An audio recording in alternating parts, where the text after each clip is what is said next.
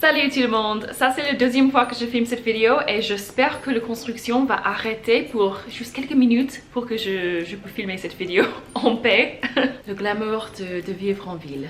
Pour ceux qui ne savent pas, je suis une Américaine qui vit maintenant en France. Avant ça, j'ai vécu en Angleterre et en Espagne pour juste 3 mois.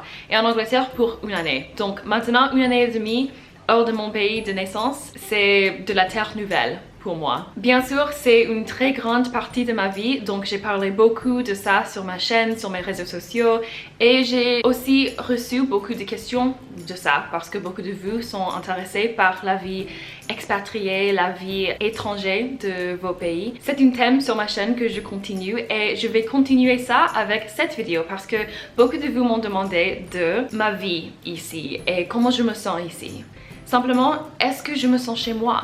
C'est une question que j'ai reçue beaucoup de fois.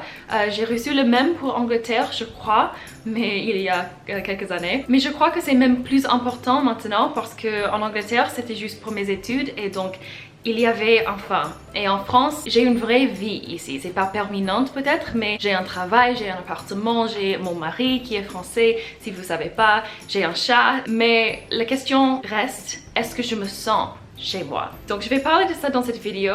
La question semble très simple, mais en fait c'est pas du tout, c'est un peu plus compliqué que ça. Pour expliquer un peu mieux, je vais commencer au début de l'histoire. Donc à la fin 2016, novembre, j'ai déménagé. J'ai fait le vrai déménagement en France et j'ai commencé ma vie ici. Et j'ai commencé à travailler tout de suite.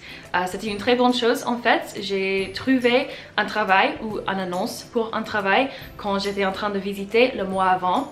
Donc j'ai eu un entretien, c'était juste... Tout était complètement fluide, c'était parfait pour mon employeur, c'était parfait pour moi, c'était parfait pour tout. Et donc j'ai commencé tout de suite, juste quelques journées après mon déménagement en France, j'ai commencé à travailler. Donc j'avais pas du tout le temps à me manquer ma vie aux États-Unis, à vraiment être triste ou être perdue. J'étais perdue, ok. J'étais vraiment perdue, mais j'avais pas le temps à complètement réaliser le fait que j'étais perdue. Je crois qu'au final, c'était une très bonne chose parce que c'était trop. je vais pas mentir, c'était un peu trop et c'était beaucoup de pression avec le déménagement, avec le nouvel appartement. J'avais toutes mes choses pour mes visas parce que il fallait faire les paperwork, tous les documents et tout ça pour mon visa. Mais aussi il y avait des rendez-vous, il y avait des classes d'immigration, il y avait quelque chose comme ça qui a pris quelques mois. Ça c'était pas du tout de suite. Et en plus le travail et en plus le français parce que je parlais pas le français très bien. Je pouvais communiquer mais c'était pas du tout fluide, c'était pas du tout, j'étais pas du tout à l'aise avec le français et avec les communications en français ou principalement en français. Mon travail était en anglais, toutes mes choses, toutes mes responsabilités étaient en anglais, mais avec tous mes collègues, on parlait français. Donc il fallait parler le français. Mais en fait, ça m'a aidé beaucoup à améliorer mon français un peu plus vite. Je crois que le français était très important aussi pour me sentir un peu plus chez moi.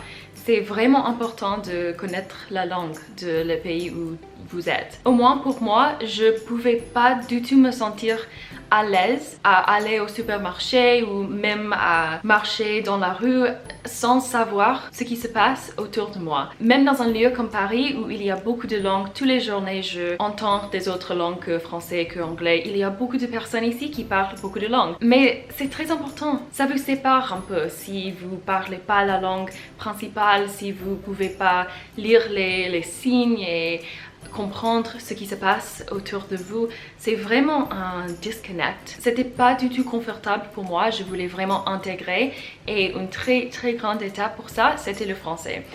Donc je parlais pas le français très bien quand je suis arrivée, mais après j'ai commencé à vraiment améliorer. Très rapide parce que je l'ai utilisé, je l'ai pratiqué et je voulais vraiment apprendre et c'est ça qui fait la différence en fait. Après quelques mois, ça a été vraiment mieux et je me suis sentie beaucoup mieux. Mais ça a pris, je crois, quelques mois plus avant que je me suis sentie vraiment chez moi. J'avais l'impression que je comprenais presque tout, au moins autant de vivre et de me sentir à l'aise. Je comprenais comment marchaient les supermarchés et comment faire mes courses, comment faire toutes les choses avec la poste et choses comme ça. Je comprenais autant, ou je veux dire assez, je comprenais assez à vivre et me sentir bien. Peut-être un moment qui était très important, c'était en avril l'année dernière et je suis allée à Londres pour un week-end long, juste pour des vacances. Et Londres, j'ai jamais vécu là, mais j'ai vécu pour 3 semaines pour un stage, mais j'ai vécu à Bristol et ça c'était 2 heures par train, pas du tout loin de là, donc j'ai visité Londres beaucoup dans cette année que j'ai vécu en Angleterre. Le bout de tout ça, c'est juste pour dire que je connais Londres très bien, je connais le tube, je connais les restos, je connais comment faire des choses, donc c'est pas une nouvelle ville pour moi. Et bien sûr, c'est anglophone, donc je me suis sortie de Paris, de ma vie francophone, de ma vie ici, de ma nouvelle vie. Et je suis retournée à Londres à une vie dans le passé, presque, je sais pas si c'est exactement ça, mais de sortir d'un lieu qui était pas du tout confortable pour moi les premiers mois. J'ai adoré, je peux dire ça complètement honnêtement, mais j'étais pas à l'aise avant. Et de retourner à Londres où je suis très à l'aise, c'était un moment où je crois que j'ai réalisé que Paris, en fait, c'était pas si bizarre que ça. Waouh, le soleil. Hello. À Paris, c'est un peu rare. Et à la fin de vacances en Londres, j'ai retourné à Paris et j'ai réalisé que, en fait, ça c'est chez moi. Je suis en train de retourner chez moi. C'est un peu bizarre à expliquer comme ça, mais j'espère que vous comprenez ce que je veux dire. Comme j'ai dit avant, j'ai jamais détesté le Paris. C'était juste les premiers mois étaient un peu difficiles. J'ai adoré dès que le premier jour, je peux dire ça honnêtement. Mais c'était un différent type de adoration, si ça a du sens. C'était le même sentiment que les vacances en fait. Quand vous allez à un lieu, à une ville, à un pays que vous adorez, mais c'est comme un paradis. C'est comme un échappe de la vie. C'est pas du tout la sensation de se sentir comme vous êtes vraiment une partie de la société et une partie de la vie en ville. Quelques mois plus tard, j'ai fait mon premier vlog en français et je crois que j'ai commencé à faire quelques posts en français sur mes réseaux sociaux juste pour tester un peu. Mais j'ai fait mon premier vlog en français quand j'avais l'impression que j'avais le niveau à le faire, même avec toutes les erreurs. Je fais des erreurs.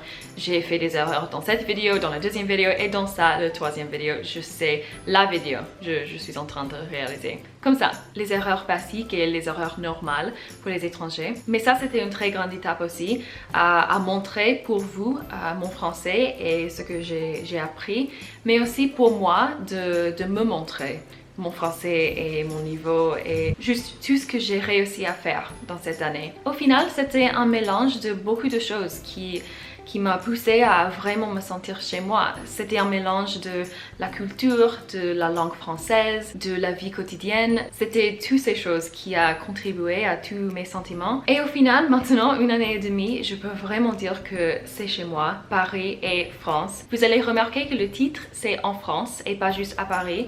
Et ça c'est parce que oui, je vis à Paris et ça fait une très grande différence, la ville où vous vivez. Mais aussi j'ai de la famille dans les autres parties de France et j'ai visité les autres parties de France.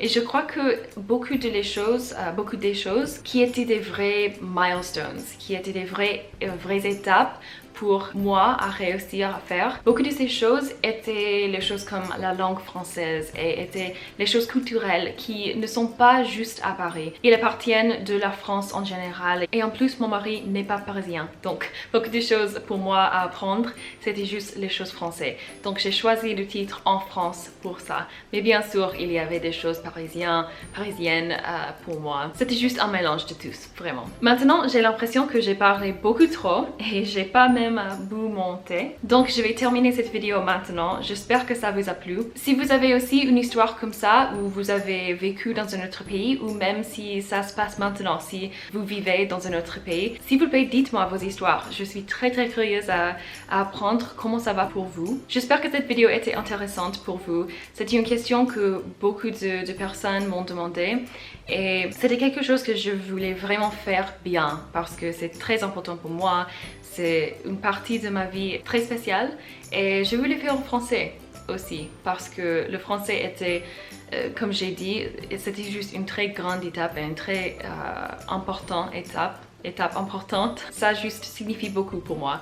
Donc j'ai choisi de faire ça en français. Si vous voulez plus de vidéos en français à l'avenir, je suis très heureuse à les faire. Merci d'avoir regardé et je vais vous voir dans une autre vidéo très bientôt.